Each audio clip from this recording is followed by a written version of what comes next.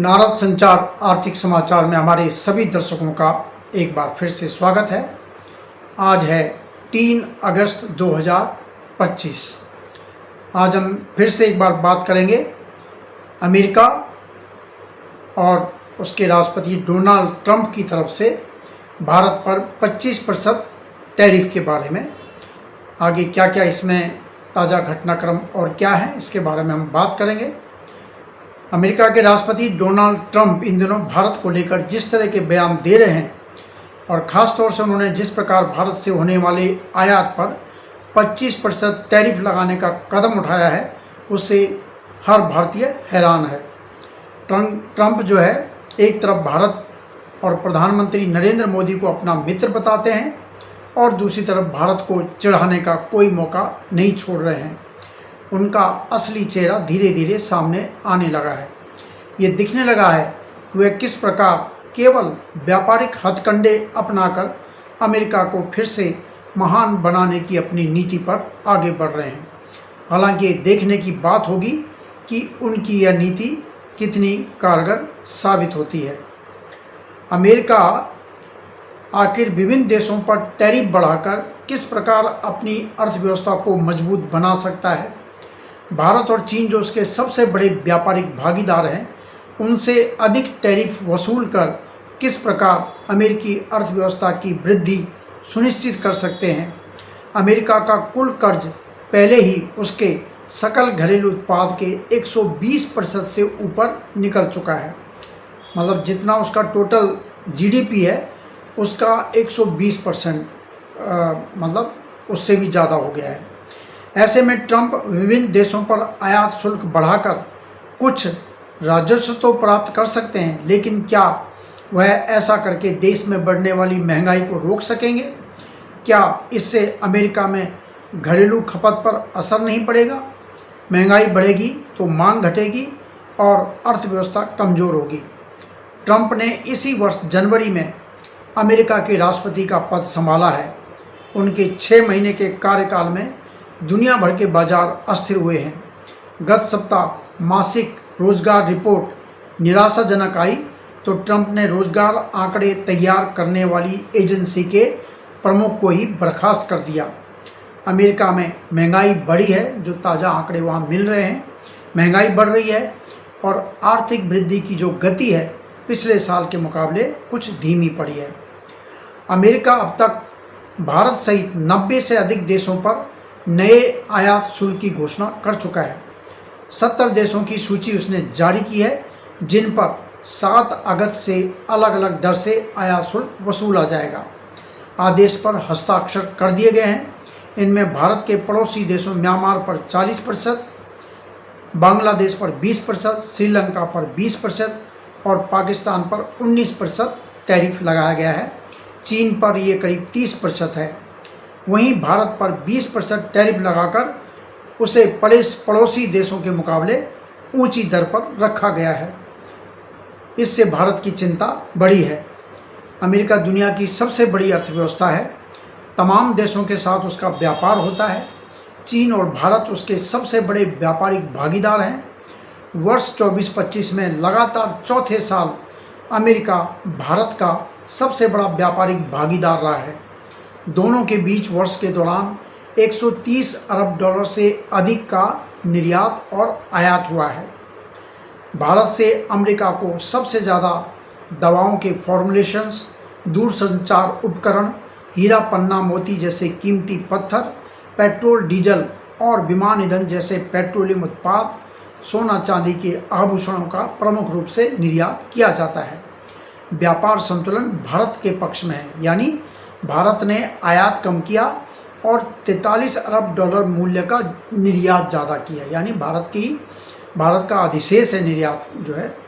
और यही वजह है कि अमेरिका के राष्ट्रपति डोनाल्ड ट्रंप कहते हैं कि हमारा भारत के साथ बहुत कम व्यापार होता है। यानी भारत से अगर 45 अरब डॉलर का आयात किया जाता अमेरिका से, तो इससे करीब दुगना जो है निर्यात भारत करता है।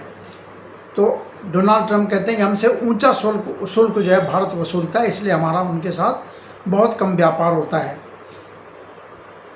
जानकार लोगों का मानना है कि भारत पर जो 25% ड्यूटी लगाई गई है उसका ज़्यादा असर नहीं होगा।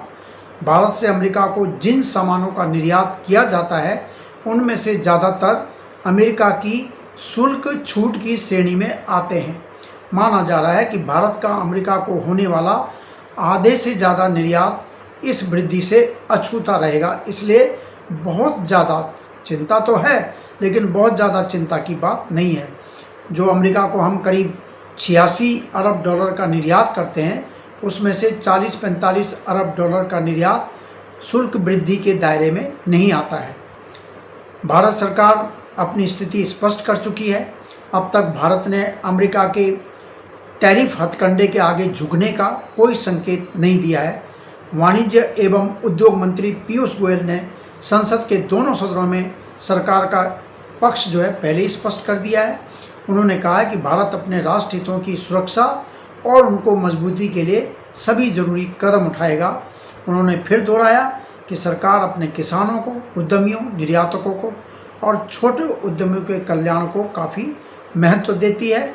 उनकी बेहतरी और सुरक्षा के लिए वो जो है संकल्पबद्ध है।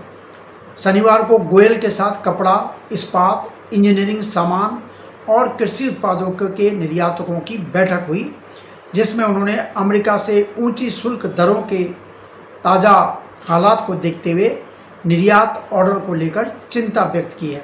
खासतौर से पड़ोसी देशों बांग्लादेश, पाकिस्तान, वियतनाम पर भारत के मुकाबले कम टैरिफ के कारण उनकी चिंता ज़्यादा है। निर्यातकों ने सरकार से सहायता देने की बात रखी है। उन्होंने कहा कि सरकार को जल्द से जल्द निर्यात संवर्धन मिशन की शुरुआत करनी चाहिए और अमेरिका को जो निर्यात होता है उस पर बाजार समर्थन निर्यातकों को देना चाहिए। भारत के कुल कपड़ा निर्यात में अमेरिका का 1/3 हिस्सा है, यानी 100 रुपये के निर्यात में करीब 35% निर्यात अमेरिका को होता है अगर कपड़े की बात की जाए। वहीं इस्पात के निर्यातकों ने भी अपनी जो है चिंता उनके सामने रखी है। भारत का जो पूरा निर्यात है टोटल करीब 400-450 बिलियन डॉलर का जो निर्यात भारत करता है उसका करीब 20% जो है अमेरिका के साथ हमारा, यानी बड़ा हिस्सा जो है अमेरिका के साथ हमारा कारोबार है। गोयल ने कहा कि कपड़ा और स्टील निर्यातकों के साथ मुंबई में बैठक हुई और सरकार और उद्योग दोनों के बीच ये बातचीत हुई है कि हम मिलकर वैश्विक निर्यात में भारत को प्रमुख केंद्र बनाएंगे। प्रधानमंत्री नरेंद्र मोदी ने अमेरिका के साथ टैरिफ वार को लेकर चल रहे तनाव के बीच देशवासियों से स्वदेशी अपनाने का आह्वान किया। उन्होंने देशवासियों से कहा कि वह संकल्प लें कि उन्हीं वस्तुओं को खरीदेंगे जिन्हें बनाने में भारत का पसीना बहा है। उन्होंने ट्रंप और अमेरिका का नाम लिए बिना कहा, इस समय वैश्विक अस्थिरता का माहौल है, सभी देश अपने अपने हितों पर ध्यान दे रहे हैं। भारत दुनिया की तीसरी बड़ी अर्थव्यवस्था बनने जा रहा है, इसलिए अपने आर्थिक हितों के प्रति हमें सजग रहना होगा और हम मेक इन इंडिया को हमें बढ़ावा देना होगा। यानी जो चीज़ें भारत में बनी हैं, चाहे वो किसी विदेशी कंपनी के साथ मिलकर बनी है या किसी भी देश का साथ मिलकर बनी है या भारत के अपने उद्यमियों ने बनाई हैं, वो मेक इन इंडिया को हमें बढ़ावा देना है। तो भारत दुनिया की तीसरी बड़ी अर्थव्यवस्था बनने जा रहा है, ये प्रधानमंत्री कह रहे हैं, जबकि ट्रंप जो है भारत की अर्थव्यवस्था को मृतप्राय डेड इकोनॉमी बता रहे हैं। जबकि भारत हाल ही में जापान को पीछे छोड़कर, ब्रिटेन को पीछे छोड़कर पहले 5वीं और फिर जापान से आगे निकलकर दुनिया की चौथी बड़ी अर्थव्यवस्था बन चुका है। और अब जल्द ही ये कहा जा रहा है कि अगले 1-2 साल में भारत दुनिया की तीसरी बड़ी अर्थव्यवस्था बन जाएगा। अमेरिका और चीन ही उससे आगे रहेंगे। तो इससे साफ पता चलता है कि ट्रंप की मंशा क्या है, वो भारत को किस रूप में देखना चाहते हैं। रूस से तेल आयात पर सरकारी सूत्रों का कहना है कि रूस से तेल आयात पर कोई रोक नहीं लगाई गई है। हालांकि आधिकारिक तौर पर सरकार ने इस मुद्दे पर कुछ नहीं कहा है, लेकिन सरकारी सूत्र कहते हैं कि रूस के साथ दीर्घकालिक तेल अनुबंध हैं। रातों रात खरीदारी बंद करना आसान नहीं है। आप जानते हैं कि डोनाल्ड ट्रंप ने हाल ही में कहा कि रूस से तेल और हथियार खरीदने के लिए भारत को अतिरिक्त पेनल्टी जुर्माना भी देना पड़ सकता है। भारत के अधिकारी ने कहा कि सरकार ने रूस से आयात कम करने के लिए तेल कंपनियों को कोई निर्देश नहीं दिया। पिछले दिनों ये रिपोर्ट आई थी कि भारत की जो सरकारी तेल कंपनियां उन्होंने रूस का तेल खरीदना बंद कर दिया है, लेकिन सरकारी सूत्र ये बता रहे हैं कि ऐसा कोई आदेश नहीं दिया गया है। अधिकारियों का कहना है कि रूसी तेल पर कभी प्रतिबंध नहीं लगाया गया, ना अमेरिका ने लगाया और न ही यूरोपीय संघ ने इस पर कोई प्रतिबंध लगाया है। रूसी तेल के वैश्विक बाजारों से बाहर होने की जब एक बार आशंका चली थी 2022 में, तो उसी समय दुनिया में कच्चे तेल का दाम $137 तक पहुंच गया था। तो भारत का कहना है कि अगर रूस से तेल खरीदना बंद कर दिया जाएगा तो विश्व बाजार में कच्चे तेल के दाम $200 तक पहुंच सकते हैं। इसलिए दुनिया के हित में है कि रूस का तेल खरीदा जाए।